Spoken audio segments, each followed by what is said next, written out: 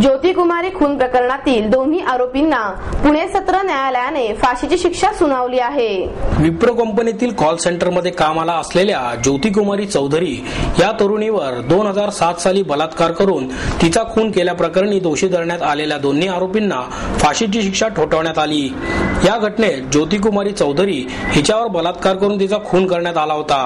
तिचा खून केल्याप्रकरणी पुरुषोत्तम बोराटे, प्रदीप कोकाटे या दोन आरोपींना दोषी धरण्यात आले होते। सरकारी पक्षाच्या वतीने कोर्टात ॲडव्होकेट उज्ज्वल निकम यांनी बाजू मांडली। आरोपींनी ज्योतिकुमारी चौधरी हिच्या उजव्या मनगटाच्या नसा कापल्या होत्या, तसेच तिच्या डोक्यात दगड टाकला। यातून आरोपींची विकृती दिसून येते। तिचा अशा प्रकारे निर्घृण खून केल्यानंतरही आरोपींनी कोणताही पश्चाताप व्यक्त केलेला नाही। या केसमध्ये त्यांना दोषी ठरवण्यात आल्यानंतर आपण निर्दोष आहोत असे त्यांचे म्हणणे होते। आरोपी सुधारण्यापलीकडे गेले आहेत।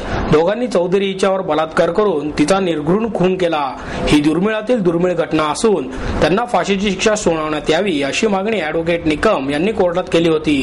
ज्योतिकुमारीचा 1 नोव्हेंबर 2007 रोजी विप्रो कंपनीत शेवटचा दिवस होता। ही बाब आरोपी पुरुषोत्तम बोराटेला माहित होती। महाराष्ट्र सरकार की ये करता हूँ मैं, आई थैंक देम बिकॉज उन्होंने हमारी बहुत मदद की इन सारे मामलों में। उन्होंने हमारी मदद की, जो भी कानूनी कार्रवाई हो या सरकारी कार्रवाई हो, उन्होंने हमारी बहुत मदद की है। उन्होंने श्री उज्ज्वल निकम को सरकारी वकील अपॉइंट करके भी हमारी बहुत हेल्प की। हम श्री उज्ज्वल निकम का भी बहुत हम लोग उनके भी बहुत हम उनका भी बहुत धन्यवाद करते हैं कि उन्होंने अपने पूरे इसमें से समय निकाला, उन्होंने हमारी मदद की और उन्होंने ये इंश्योर किया कि सारे maximum punishment is delivered to the accused. I would like to again thank the honourable court. मैं इस कोर्ट का धन्यवाद करता हूँ। मुझे लगता है कि ये अपने आप में एक जजमेंट है विच विल और आगे ऐसी केसेस ना हो, इसके लिए ये सज़ा शायद काम आए।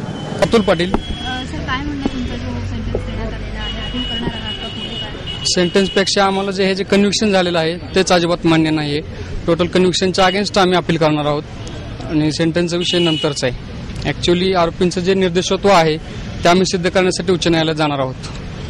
काय म्हणता, तुम्हाला मान्य नाही असं तुम्ही म्हणताय?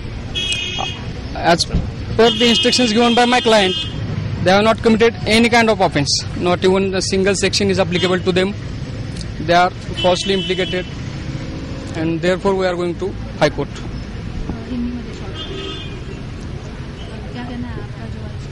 जो कन्विक्शन हुआ है वही हमें मान्य नहीं है, इसलिए हम उच्चतम न्यायालय में अपील करेंगे और जो आरोपी अक्यूज का निर्दोषत्व है वो हम वहाँ सिद्ध करने वाले हैं।